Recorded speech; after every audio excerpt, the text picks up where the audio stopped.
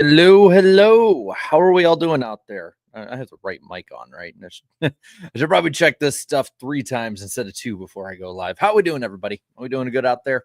Let me know if we're all good and we can get into it in a little bit. General Kenobi, you are a bold one. And let me know too, is the lighting a little better today? I've been like tinkering with different things, and I'm hoping I got it right today. Um, But here we go again. There's more NASCAR to talk about, more different stories that broke through the day about silly season, North Wilkesboro, for instance, the length of the race, numbers for colleagues Ram entries in the truck series. So there's a lot of stuff to go over today. But how are we doing tonight? We feeling good? Pretty chill after everything that's went on. We'll try and do the best possible at going through everything. There's a really good list put out that I've been following of everybody who's there and covering this. So um, yeah, Q's Law and Order theme. Not so far off of the reality. And yes, a great Lamar Jackson hat. Still has more playoff wins than Lamar Jackson. Yeah, surely nothing interesting happened. I know we're gonna get into the lawsuit stuff for relatively early on and everything like that. But I do actually want to talk about first some of the talk outside of the courtroom from sort of the broader community, because I've seen there's a few people that I think hold a lot of respect around the NASCAR circle that have been talking about this. And I do think it's important, while there are a lot of great journalists who are covering a lot of this stuff very in depth as well, I do think it's important to see what people are saying on the outside as well. It doesn't change what happens inside the courtroom, but I do think it's worth talking about as well. And Peter's been there, says it feels weird to be back in society. Do people still dance? Are food trucks still a thing? Well, I was dancing with my daughter earlier, so people still dance. And I'm sure there's still the food truck that comes around my neck of the woods with lobster. So I sure hope so. I'd definitely like some lobster to start next year.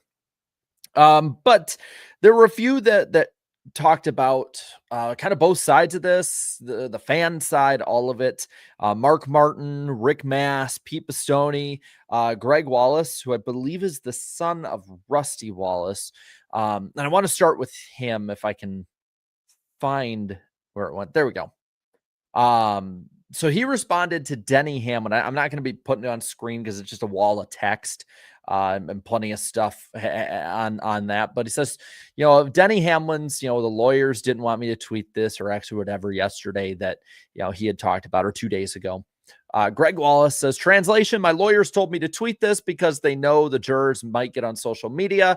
We want to get attention and win public sentiment so we can get more money. This isn't a social justice crusade. At the end of the day, it's all about money. This whole thing has the potential to destroy the sport that tens of thousands of people spent their entire lives, blood, sweat, and tears building. A lot of people involved in this drama could really care less, and the two S's in that are dollar signs. Shame on all of them. I hate this whole situation so much. That was not a popular sentiment to be having.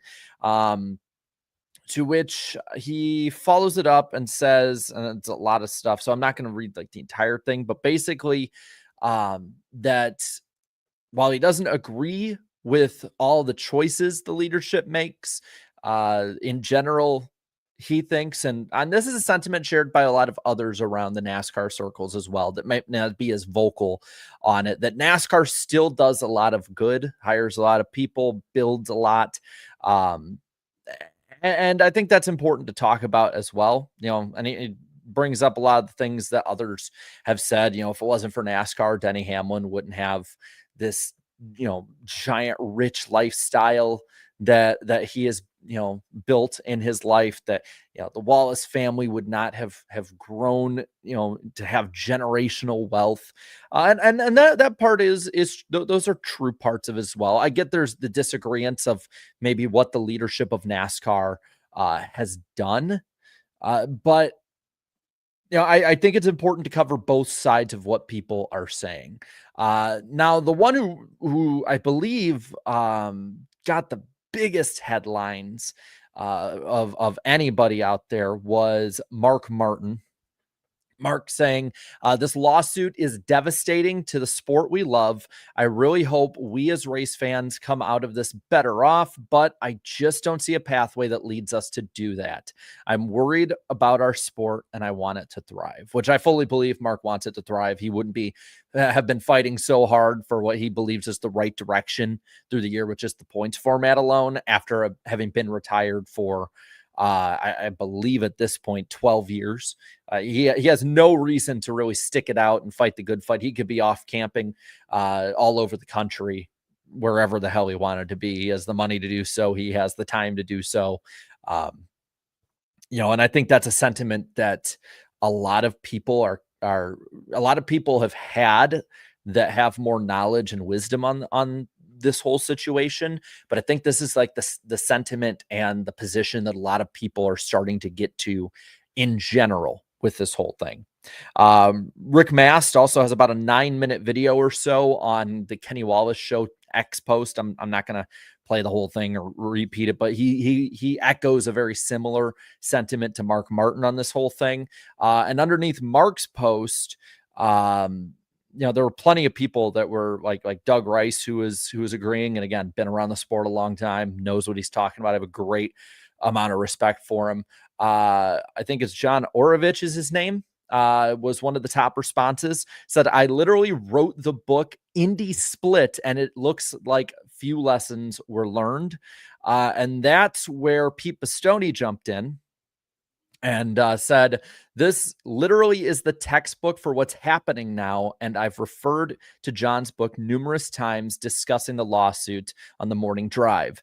As the saying goes, those that don't learn from the past are doomed to repeat it. So I think it's important to say that there are people around the circle now and that are in the sport. Granted, it's a few, but the fact that the split is coming up in conversation should, I think, show people that maybe I still don't think there will be a split at this point. And again, I hope I'm not proven wrong on this. But the fact that people with more knowledge and experience in this sport than I have years on this earth are saying this, I'm going to heed their warnings. I'm going to take them serious.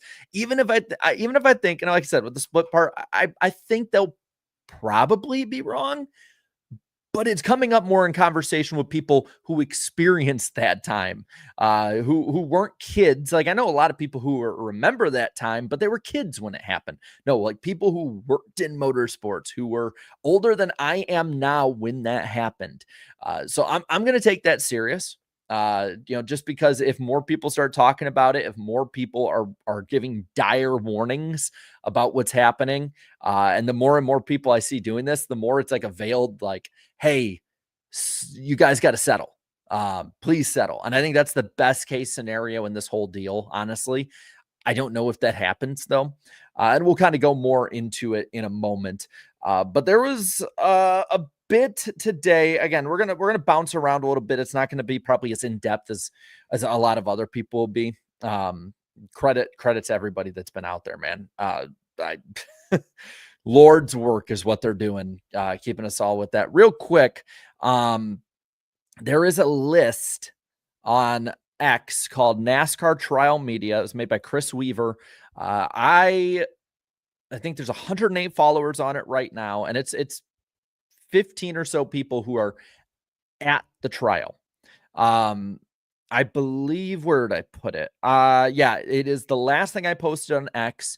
It is, so it'll be right at the top of my profile. If you follow me on there, follow that list. You will get everything you need to know about it. It's a great resource to have if you want to stay informed on what's going on when it's going on.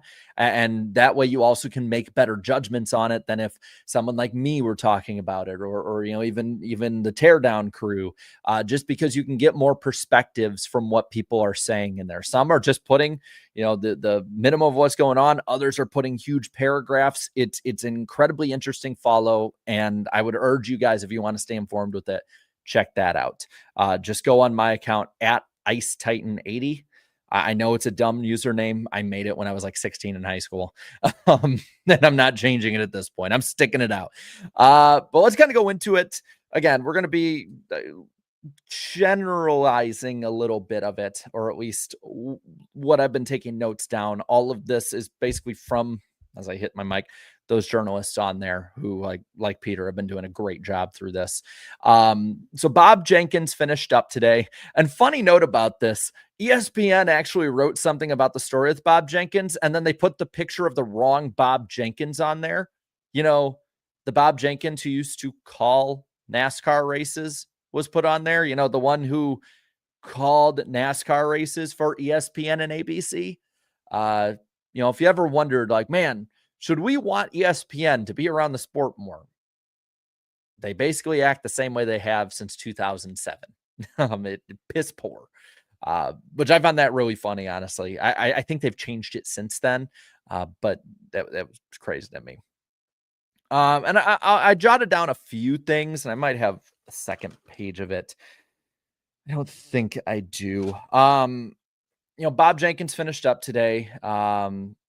And I think one of the big kind of gotcha moments is that the NASCAR side showed that Bob Jenkins had not spent 20 million a year on a car. He had brought up that, well, you know, it was the average, or for the most part, where people were spending on it. They accused him of the possibility that he wasn't being truthful, which I think is really big on each side to catch people in lies. I'll say the sentiment I got from people I follow on this is it did seem like NASCAR had a much better day today than they did yesterday. It definitely seems like they caught Bob Jenkins in some good areas. It seems like, we'll talk about in a bit, Steve O'Donnell had a little bite back that wasn't too bad for the NASCAR side of it. Again, I hesitate to crown any victors or losers on this whole thing, just because, again, we're getting snippets of hours upon hours of you know, back and forth. But there was that part that was pretty interesting with it. Bob Jenkins did, from the sound of it and what people were putting, continue to use that, you know, it was like a gun to the head analogy to try and show how forced he and the other teams were into signing the charter agreement. Though they did bring up that, in a way, he kind of did the same thing with, like, hey, I need to know by this date to Denny Hamlin, because at one point, Front Row and 2311 were seemingly going to have a merger, or you know, 2311 was going to buy out some of the charters in 2021 and go to a 3-car team. I think Bob Jenkins having the smallest minority ownership, Denny Hamlin having like the second largest, and then Michael Jordan owning the majority of the team, though that never happened. But NASCAR kind of pointing that part out as well, probably pretty good in their favor on that side of it as well. By the way, for those wondering, I'll read those super chats in a bit. I want to get through some of the stuff that they talked about first. That we'll probably be looking down and reading a lot. And then, of course, we'll get to, like, you know, the North Wilkesboro stuff, a few silly season things, and a little more fun NASCAR topics that I know you guys want to talk about more. With O'Donnell, there was a lot more meat to the bone today. And there was more when it came to how, you know, I mentioned it yesterday, and it's been mentioned for pretty much the majority of this week, how slow things are going. And Judge Bell, for what it sounds like, is kind of putting his foot down on that and like, hey, we need to get the hell going. But we'll talk about that in a moment. But there was a lot of talk on the O'Donnell front, and I have the like note-taking skills of a complete schizo on this. I'm all over the place. But there were talks about a lot of the exclusivity arrangements in different parts with the tracks.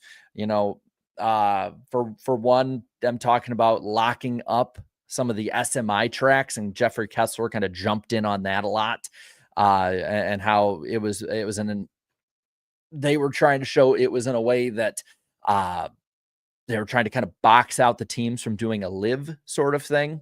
And part of that, what ended up happening with part of that is that they boxed out the SRX from going to an SMI track. SMI was interested in having SRX go to one of their tracks. So we're assuming that is North Wilkesboro. So that would be very interesting to talk about. I know one of the tweets I saw said, though, that the Cars Tour was an exception in ways to this kind of clause when it came to competing stock car series, while SRX was not granted this. I kind of want to talk a little bit about the Cars Tour side of things, because I feel like a lot of people look at it as like, oh man, the Cars Tour is going to come and save the day from big bad NASCAR. And the Cars Tour is like the NASCAR killer. The SRX failed, but Cars Tour will be able to take it over. I don't know where this narrative came from personally, because with the Cars Tour, if you've noticed, like me, like I haven't been able to watch too many per se races in the Cars Tour, but I've seen, more drivers from there make it up to the NASCAR side easier. Butterbean is the big one everyone's looking at in the here and now. And I feel like people forget that the people in charge of that are all heavily invested in NASCAR as well. You have Dale Earnhardt Jr., who is one of the top owners in the second tier series, I would say the most popular person in NASCAR history of the core fans. And he also is part of the biggest independent media source covering NASCAR right now with Dirty Mo. But on top of that is also partnered with Turner and Amazon, the two new, or one returning and one new broadcaster covering the Cup Series. Jeff Burton's involved with it. NBC, Kevin Harvick with Fox, Justin Marks, one of the staunchest advocates in recent years for the NASCAR side of things. So it does not help either of them to be competing against one another. And that's why I wanted to say that, because I feel like there's so many fans. I see it in comment sections all over who are like, whatever, they can go to the Cars Tour and that'll kill it. And it's like, I don't think the Cars Tour wants to kill NASCAR. I think the Cars Tour is fine, sort of fitting into almost the ARCA role in a lot of ways, as like a step ladder, and then on top of it having lifers and all of that. So, I found that interesting because it kind of reinforces my thoughts on it. Plus, it always kind of seems like there's that back and forth help. But that there was frustration with the SRX because it was during rights negotiations. It was drawing eyes away from their current partners. Other partners might be able to see what could happen, and they didn't want it to have the feel of a NASCAR race, which on TV, it definitely didn't have the feel of a NASCAR race. I'll definitely say that. It definitely didn't on television. I'll say the first year I went to the fairgrounds, I think that there was an older NASCAR feel to it because the place was packed. There was tons of excitement for the Elliots and all of the drivers there. Chase winning that thing at the end. I was on the front stretch during the interview when he got out of the car, and the roar from the crowd was amazing. It was one of the, I would say it's up there in my top 10 or so moments at a NASCAR track, or at a racetrack in general. I mean, there you go. I'm saying NASCAR track. So I guess like in that regard, in person, it definitely did have that feel to it, but you can definitely tell that NASCAR was very paranoid and very worried about what the SRX was going to do. They were worried about like Saudi money coming in the way that it did with Liv. And if you remember at the time, there were rumors of Saudi money coming into the SRX series. There was talk about that before they folded. So that was, it's not like that kind of popped out of nowhere. I don't know how far it ever got because SRX folded in 2024. But there was definitely the possibility of money coming in as a competing series with some of their team owners, some of their drivers, some of their former drivers. And so you could definitely tell they were making big moves to try and stifle the growth of the SRX series. I brought up 2023 is when they wanted the SRX at an SMI track. I guess SMI wanted them. Kessler talked about as well, asking when it comes to competing stock car tracks or series, what other super speedways are there out there for these stock car racing series to go to? And it was basically, well, we created those, so none. And there's really no intermediate tracks either. Didn't bring up short tracks because at that point there still are a lot of short tracks, plenty of dirt tracks. But that really is a point to it because of the deals that have been made with SMI, with some of these independent ones, with Xfinity and now O'Reilly and Truck Series tracks that they have kind of those exclusivity deals that NASCAR can enforce with the tracks. That it would be extremely difficult or completely boxing out some series forming to fill the same role, or butt into the market and compete with NASCAR.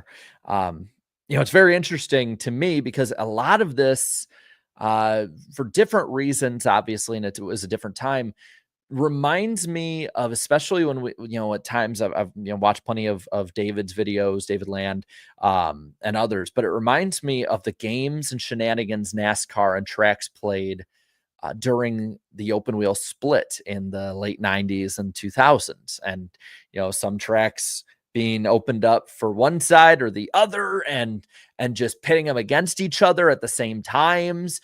And it's kind of, it's in the same vein as the moves that NASCAR made in the 90s and 2000s to really gain the foothold fully as the most popular motorsport in America. And they have not relented that spot ever since. And they have guarded that spot, as this shows, pretty damn diligently over the last 30 or so years. They brought up too that almost every track would lose money as well if the TV revenue was changed dramatically or was not coming in, because remember, with the teams wanting so much money, $20 million a year for chartered entries to kind of shore up business for them and the cost of doing business, that basically, other than Daytona, Talladega, and Phoenix, it was going to be huge and in the negative. Tracks like, Miami and others as well. So, there is that point of it as well, where you can at least understand what they're saying, and there can be a case made like why the tracks would need that. But though a lot of fans have brought up through the years, and this is definitely the fan perspective, is like, well, maybe you should find ways to make money. I know that, for instance, it'd never be a live stream if I didn't mention some of these people and places and points. That, like Chicagoland, they made plenty of money without racing in the 7 or so year time gap between their cup race in 2019 and the one that's coming up in 2026, and just finding ways to make money. And that other tracks have adopted that to try and at least get closer to and to that line. Some of the other sides of it too, kind of looking through here, there's a lot of numbers that came up at different points, and money talk. I guess Steve O'Donnell makes $1.2 million a year before bonuses and other added money coming in. They did take, when it comes to NASCAR execs, took pay cuts during the COVID pandemic, to kind of in different ways help shore up costs. Other figures that came out as well, I'm looking through, I believe they lost $13 million just with the Clash in the Coliseum when they were running those races there. Where were some other ones? They lost $6 million. I think one of the tweets I saw, but I saw another that kind of went back on this, talked about losing about 6 million as an industry, and especially with NASCAR in the Mexico race, though I saw others say that wasn't the case. Lost $55 million over the 3 years they ran Chicago's street race, which we did hear that NASCAR did go in the hole to make that happen and get a bigger market share of the Chicago sports environment. We'll see how that pays off in Joliet. I've looked on Ticketmaster, by the way, at the Chicagoland seats, and there's plenty of seats to go around. I'll just say that. Again, it's 8 months before the race.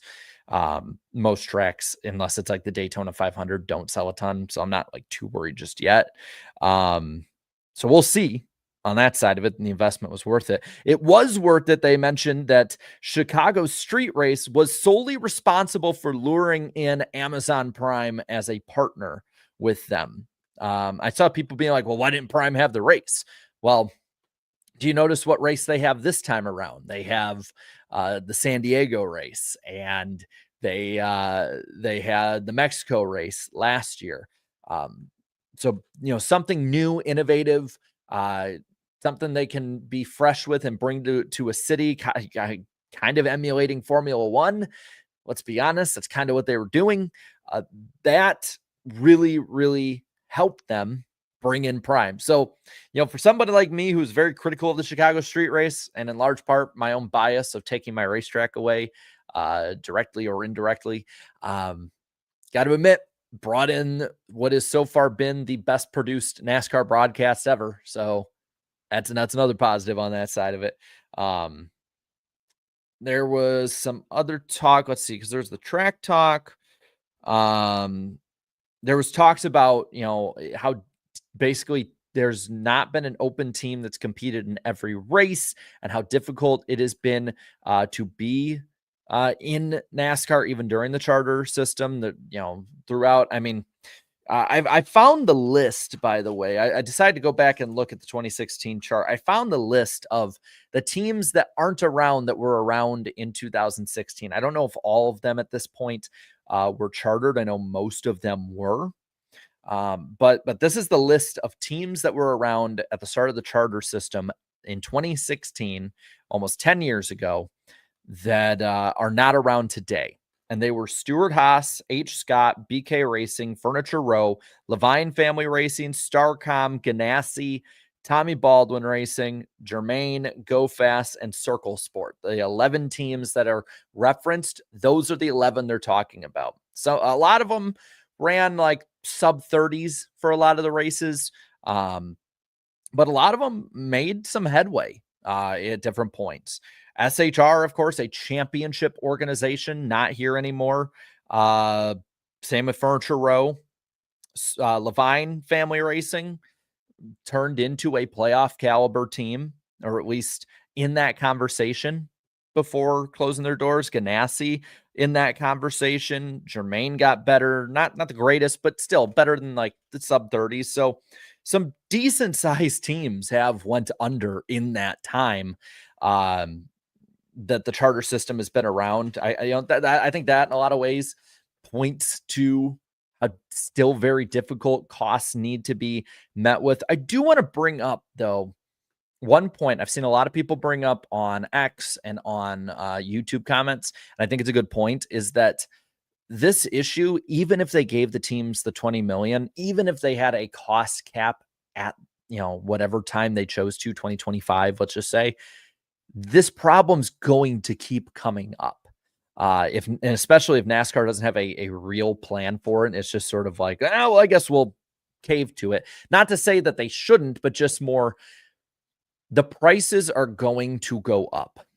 They're going to go up over time. Racing is always expensive, but it is only going to get more expensive. The next gen car was a big contributing factor. Inflation will be a huge contributing factor to this.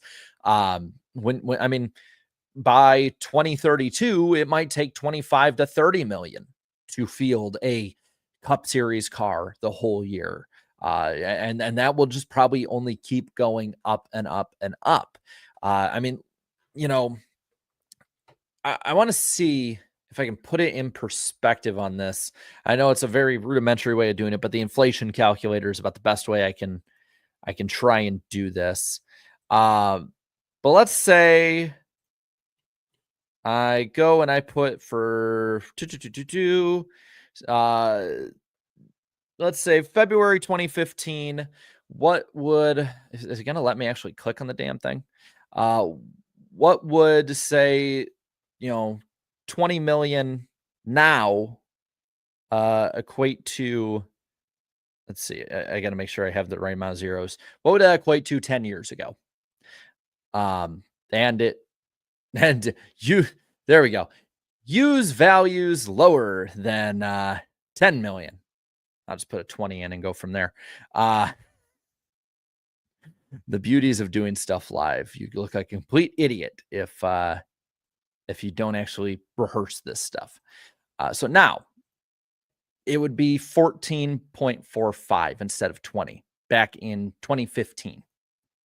So there is that point. Like, could it go up another 5 million by 2035? Probably, if not more. I mean, we've seen the inflation firsthand in our day-to-day lives since 2020, 2021. And it's absolutely insane to look back at what prices were back then. And who's to say that's not gonna, there's not gonna be something else that shakes things up. In 10 years, there's plenty of time for a recession to hit or for some kind of market to crash or any of that stuff. So this is going to keep being a problem, even if they come to an agreement. I'm not saying that's that in defense of NASCAR or to kind of like push back on what the teams are saying, but it is, I think, something that's going to keep being a problem after this trial in future negotiations, and so on and so forth. Let's see. There was another point here that it kind of came out that Ben Kennedy would be open for the teams having a new business model to work with, while Jim France isn't, which I find very interesting for the way that the future of NASCAR could be run and could go. Whether it be through text or through hearsay and any of that, that would definitely bode well for the stock of Ben Kennedy coming up through it. I think it's interesting to hear that side of it. And to be fair to Steve O'Donnell, through a lot of the texts, I know the F the teams one kind of got taken out of context as well. He has been much more lenient to teams and their side of it, and brought up their side of it when it comes to execs more than like Steve Phelps has and others have through this whole thing. To be fair to him, again, I want to be fair to both sides on this as well. Let's see, and the F the teams thing and other texts from what it sounded like, and he said were through frustration. He would not really pin anything on Jim France, and there was a lot of I don't knows I noticed in what people were putting out there that he was putting. And again, we talked about it yesterday. That's probably the best thing you can say if you don't want to be stuck in a corner. Jeffrey Kessler at one point, it sounded like, was getting really animated, loud, yelling at him, and Steve O'Donnell just very calmly like, I can hear you, which is kind of like a nice little power play of, taking the wind out of the sails a little bit. I definitely think this went, while there was some stuff definitely that went to the team's favor, I do think that the calmness that was noted by a lot of people that Steve O'Donnell had today really contrasted well compared to the kind of craziness of yesterday for the NASCAR side of things. I will note too, I saw a video that MJ came out of there smiling and laughing. So it's not like it was a terrible day for the teams either. But I think the biggest thing to talk about today, and I know, there's going to be more Steve O'Donnell stuff. There's a possibility of Heather Gibbs tomorrow, who wrote the letter that Jim France was very angry with, though Steve O'Donnell said it was a figure of speech to say he was cussing every other word. I don't know about y'all. I've never heard of the figure of speech of cussing every word, but to each their own. If that's the excuse or reason they're going to give. But the interesting part of today, and part of me is saying thank God for this, is that Judge Bell issued a warning to both sides that he does not want to extend this trial from 10 to 15 days. Remember, they aren't going to go on the weekends. So it's 5 days this week, 5 days next week. That he says the jury would revolt. We are insured 10 days, that we don't want to keep, making this a nuisance for the people involved that don't want to be here. And that some of the sides might have to cut the witnesses down, might have to hurry stuff up. The NASCAR side brought up that Roger Penske could only be here on Monday to uh, give his testimony, and that he couldn't work any other day. They wanted to kind of, well, can we put it in the middle of the team's witnesses coming in, which again would then completely muddy up what their plan and their side was and everything. Uh, and Kessler said, well, we can probably have our case finished up by next Tuesday or Wednesday. But NASCAR would still need their witnesses, which if the teams took 7 or 8 days, and then NASCAR's witnesses would get what, 2 if they were to finish in 10 days or go to 15. And basically, Judge Bell was like, if you guys don't hurry this up, don't finish, keep beating dead horses, keep running in circles, and because I think they've only been through what, 4 witnesses so far. Because they had Denny, Prime, Jenkins, and O'Donnell. Well, I think O'Donnell still has tomorrow to go. So we've been through 4, and that, if we don't hurry this up, I'm going to start asking for them to finish answering questions and start answering questions. But yeah, so Peter puts 4 out of a possible 36. Put that in perspective. If we go with the clip we're going now, right, and then we want to do all 36. I mean, that's what, 1/9. I want to say, yeah, 1/9, and it's taken 4 days. I mean, it would take 7 weeks to get through all 36 if they wanted all 36 up there, which I doubt they were going to have all 36 to begin with, but definitely not now.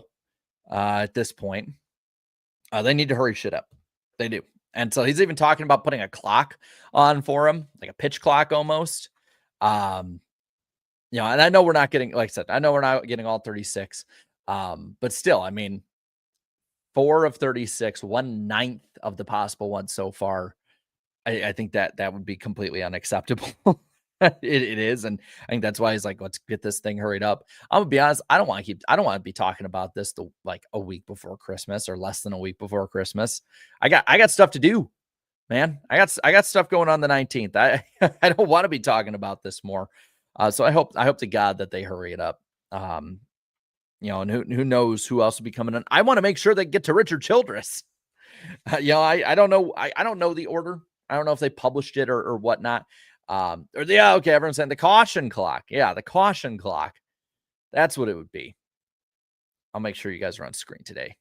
That way I don't forget. There we go. Yeah, I guess we're all in non-flashbacks of the caution clock.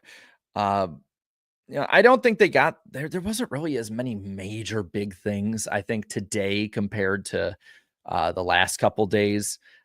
But I think that, again, the big thing that would be talked about is boxing teams out from race or other series from racing at SMI tracks and independent tracks like Road America, Indianapolis, others like that.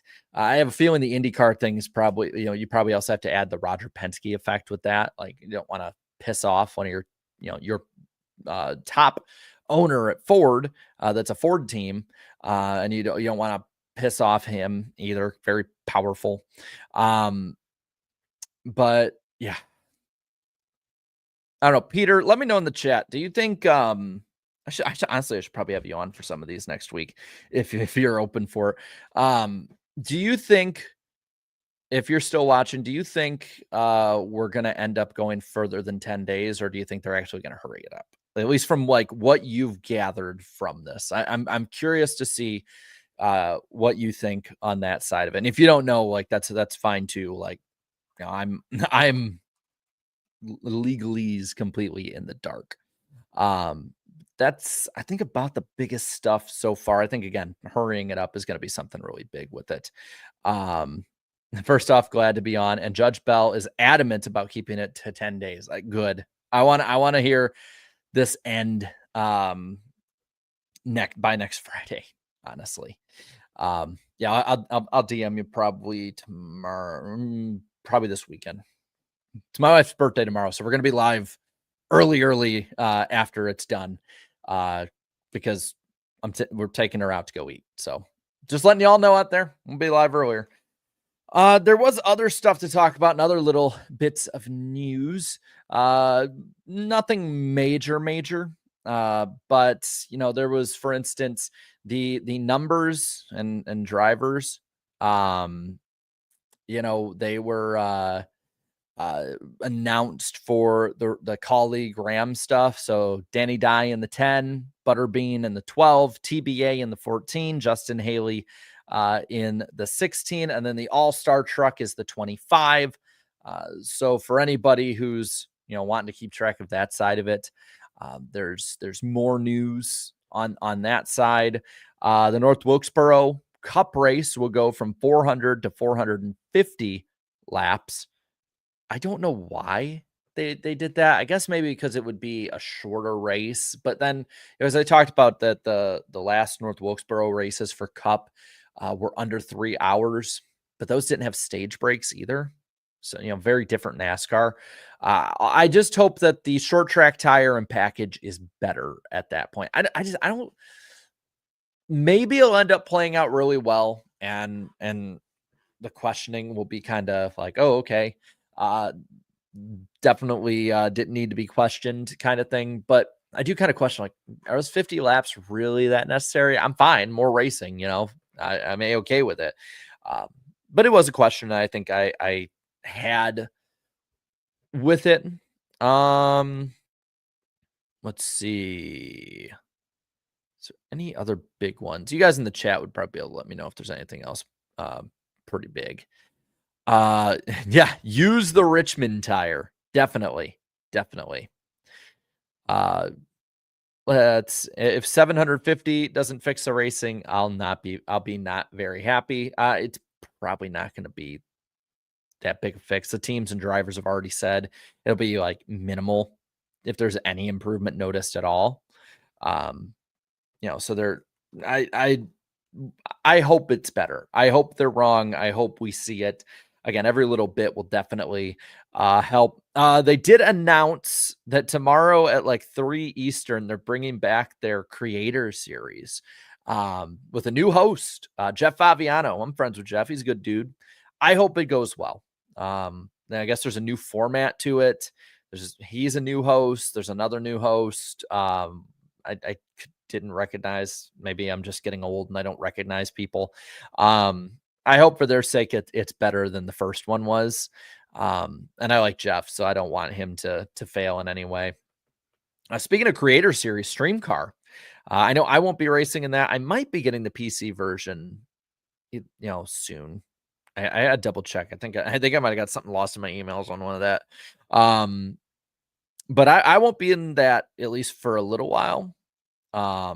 Oh, okay. Golden Boy is one of the goats of esports hosting. Okay, yeah. So I'm probably just, I'm probably just like aged out, or I never got into that side of it. So I hope it's great. It sounds like you're getting the big gun. Stream Car though, a bunch of creators. I think there's 23 currently. Others seeming interested. And they're racing on NASCAR 25 in their own league. It's kind of like Core, except I guess hopefully less egos than Core. I will fully admit I was so ill-equipped to help run that thing. I'm probably the reason why the heat side of that thing outside the game sucking. I'm probably part of the reason that thing crashed and burned, because I was so over my skis with it. I see they're doing better now, so good for them. Like, they're on iRacing, and that's awesome. But it was definitely a complete disaster on the heat side. Crappy game, inexperienced people like me and others that did not know what we were doing and tried to force things that probably were never going to work. So I'm glad they're doing better. But Stream Car seems like a good group of people. I think I know a good amount of the guys that'll be racing on that. I hope that I hope it's really good. I know that it's going to be difficult without having the capabilities to have a broadcast. So I'm interested to see if they're just all having different, if they're all having different, what do you call it? Like streams through it. If they're going to have like one hub with all of the streams, I would completely admit, I have not been keeping up. I'm in their Discord, so like I should probably be able to go in there and actually see what the hell is going on. Um, where's their entry list at? Yeah, I know a good amount of the people on this. Clable, I've been DMing back and forth with him. He's a good dude. Um, DJ EJ, Connor from LE Productions, Gary Owen, 40 is in it, Jet, Josh Ravel. That one surprises me. Roots, Misscraft, MMCS, Murph Turn. Let's see, Joey, Super Squad, What If, Vogues. Yeah, there's a lot of good people in that. If I'm able to, I would definitely love to be involved in that at some point if I, end up getting the game soon for it. I don't want to, I sent Clayboy a DM. I should probably check my DMs in a bit. I don't want to be an inconvenience in any way to them because it seems like they're setting up something really good, racing different series, racing for a couple months. Yeah, I wish the best for them. I probably won't be able to watch because again, family comes first. Going to dinner for my wife's birthday with some family, but I'll definitely like when I get back and I'm chilling on the couch at 1 a.m, be like, all right, let's look at all these streams and see how it went. But definitely check that out. Like they're good people. And yeah, again, who knows who else might jump into that. I hope it's a great time. I'll say that. And yeah, there's plenty of candidates in there that have been on NWP or would be good guests to have on. God, there's so many of those guys that like I've known for a while, and I'm just like, it's kind of cool to see. It's kind of cool for me to see some of these names together. Like, I'm sorry, but it like getting to know both of them and been around them more through the years. Seeing Josh Ravel and I have 40 wins on the same racetrack is awesome.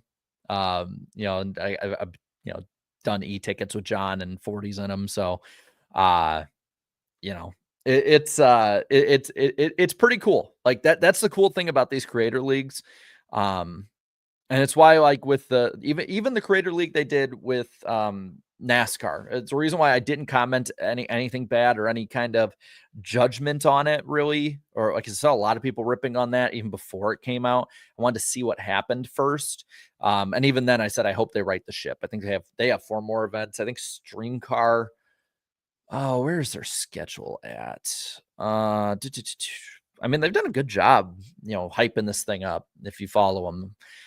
They have 14 events from this Friday, from tomorrow, which are racing Cup at Daytona, all the way to their finale, Trucks at Talladega, the week before Easter. So plenty of time to catch all these guys doing it. I hope it's great. I hope it is. I will admit I've kind of avoided online racing on NASCAR 25 because I don't think I'd be good enough. 2, I just don't want to be around some of the craziness, and 3, I just haven't had the time to play it as much.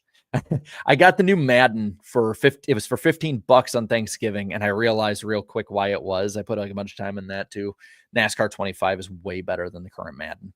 I know a lot of people in here are against football, but I'm not, yeah, but no, I'm excited for it. I think, they play their cards right. It'll fill a niche that needs desperately to be filled. And I'm glad I'm not the one running it because again, I was so over my skis doing that before that it just having better and more equipped people running it will be a really, really good omen for them. Real quick, there were some super chats. Joshua Boston left 2 of them before the show saying, so is it safe to assume all 36 full-time Cup teams are confirmed to have 1 driver each? If so, that will make my job easier for my 2026 Rebirth Series vids. Just need to swap Edwards 99 out for a little 97. And yes, the 36 chartered teams, I believe, are set in place. For those asking, Edwards was Daniel Suarez's counterpart in 25. Chad Little will be SVG's.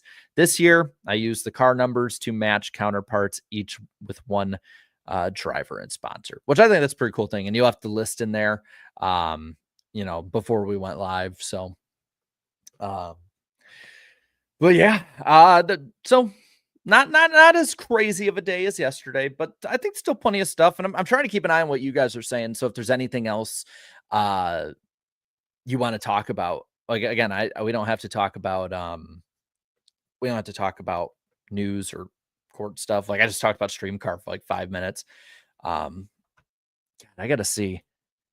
Let's see. So they do have a Christmas break. I'll be busy tomorrow and I'll be busy the 19th, but I can catch a few things. I'll try and be in chats and stuff and have some fun with it. I'm really curious to see, because I know there's a lot of guys in there that race a ton and have raced plenty of leagues on the console side and are just way better than me. I just don't have the time to do that anymore. I wish I did. When we did core, and at the time it was the NASCAR YouTube Pro Series, and we were anything but pros. But when we started that, I was like, when the idea was pitched, I think I was 20.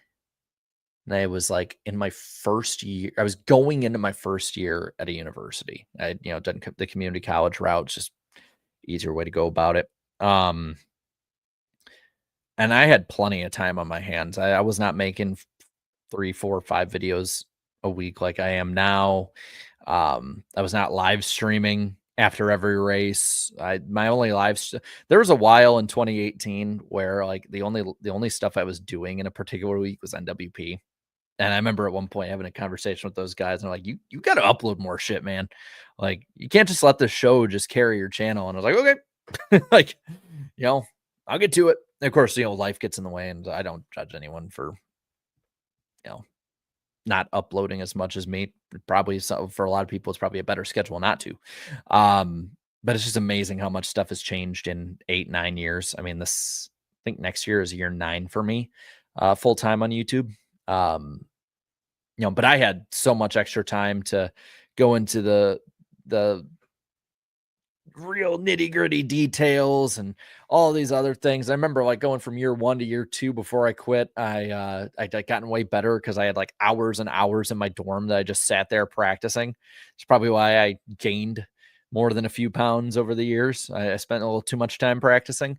And I just don't, and it's not saying everyone it's that way, but just I'm so damn busy. I mean, I only get to play games. I only get to play games in the off season, really, because I'm so busy on the weekends with the races going on and during the week with getting stuff ready for the podcast and videos and the kiddo here. And that takes a lot more, that just takes a lot more effort and time, and it's more worth it for me. But like,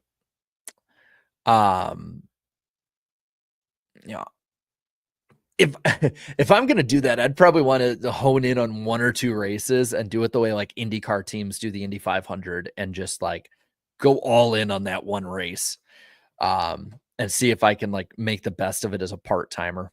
I would definitely be part-time. Looking at some of the other questions and different comments here.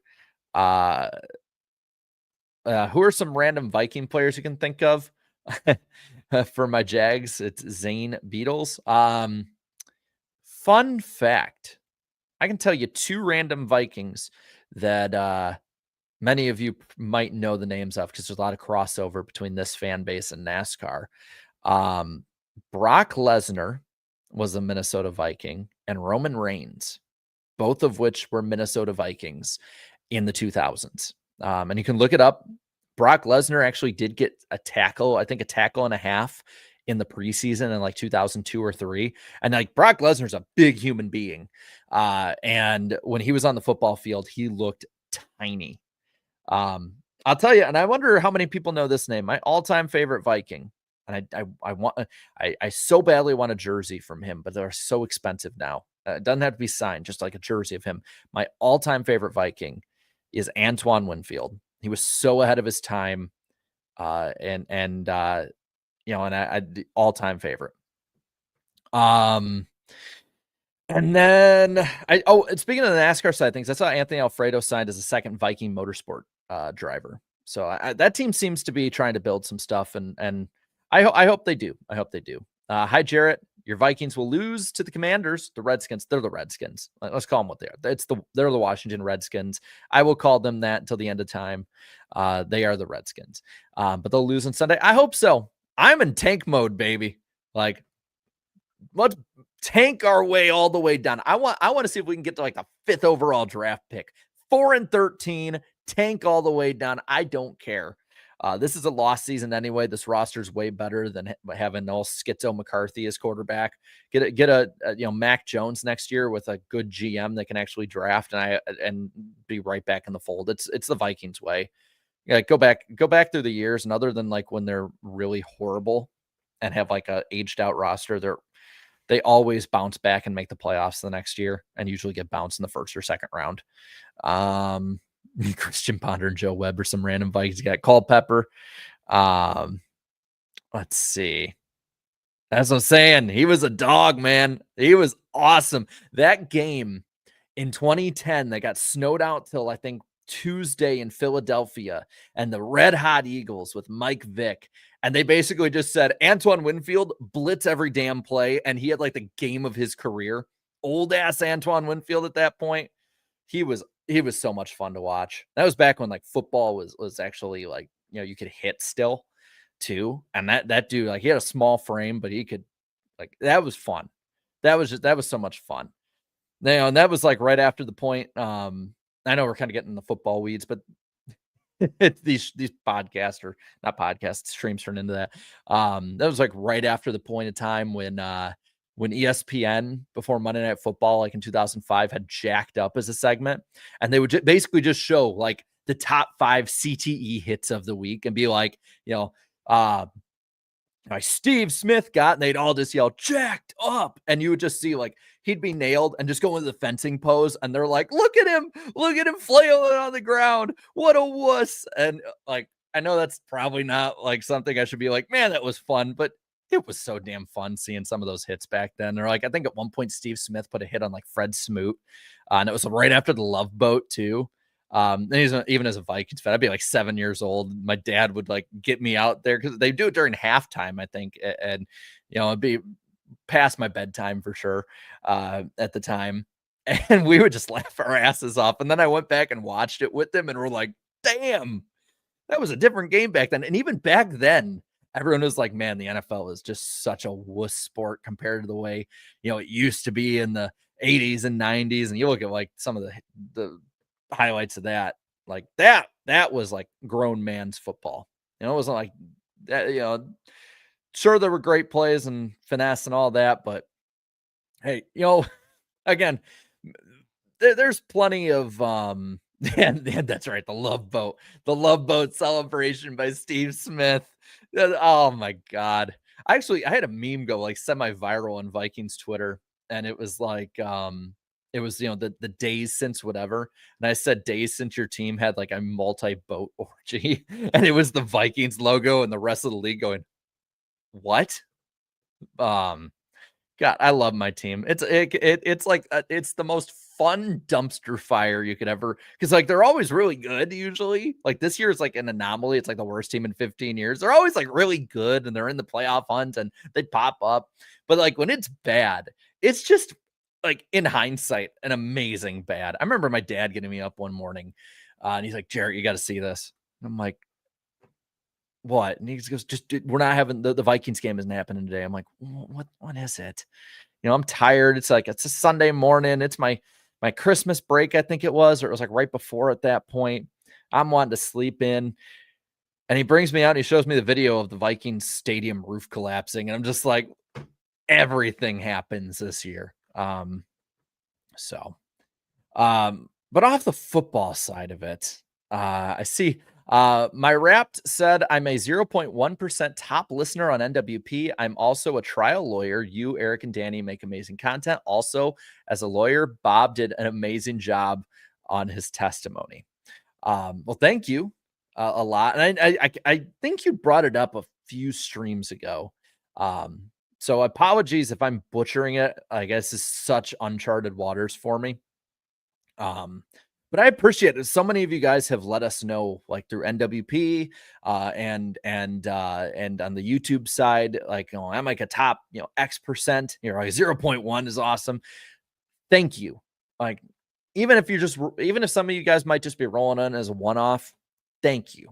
It means a ton, to be able to talk to so many of you guys, and and trust me, all three of us appreciate it.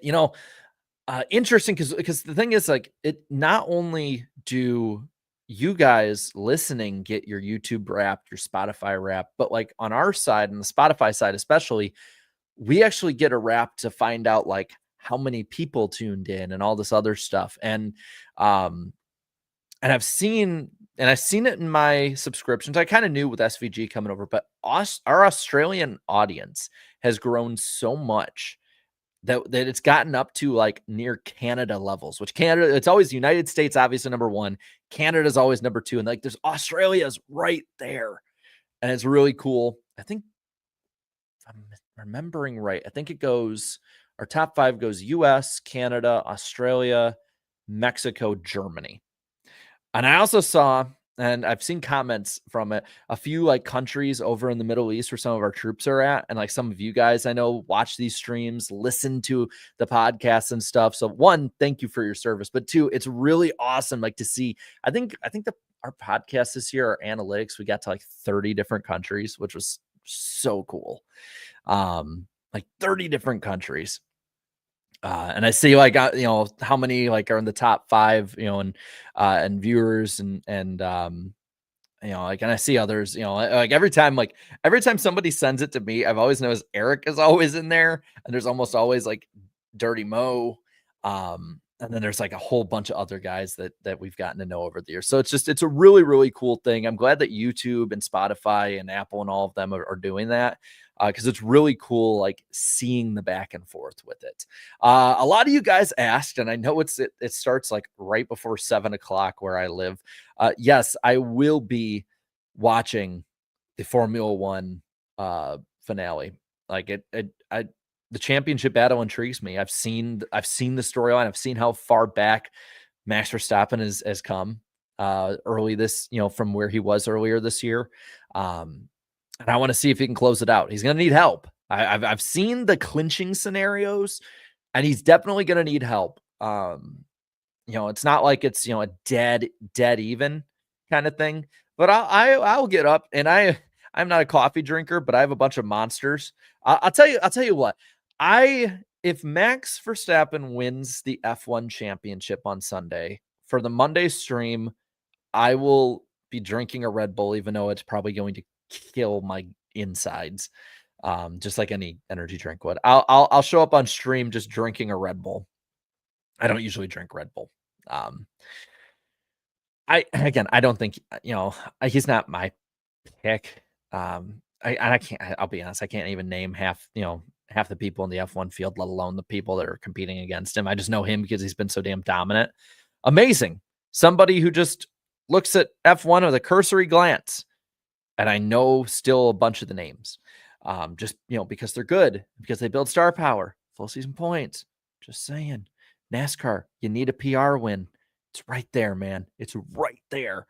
And no, I will not be doing an F1 post race. If you thought I was bad with the trial stuff, I would not know a damn thing about F1. Oh, nice to see you, Murph. Loving the beard, brother. Hope all's well. Oh, it's going pretty well.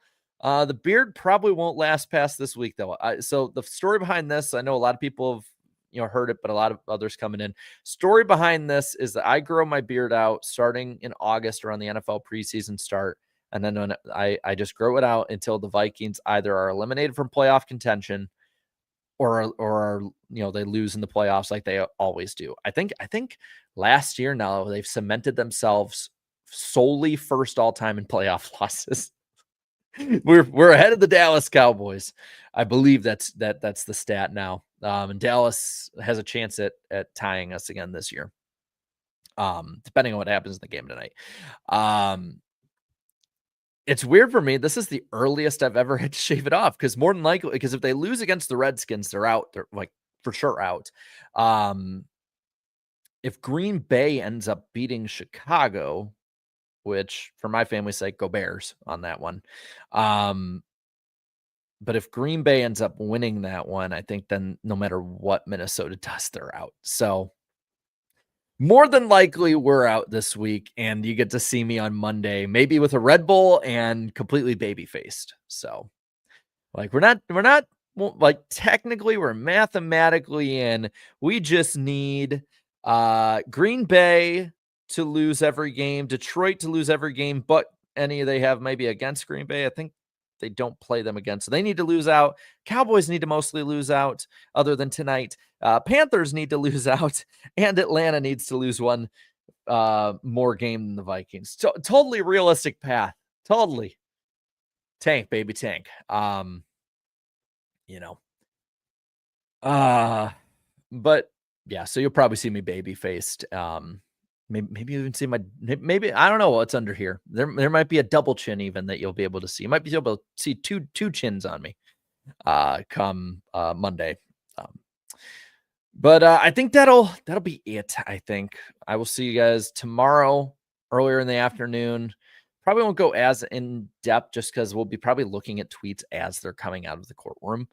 And then we'll all be having fun for the weekend. Video will be coming out tomorrow, talking about some of the spiciness with Joe Gibbs Racing in general, not just the Gabe Hart stuff, but like kind of all of it.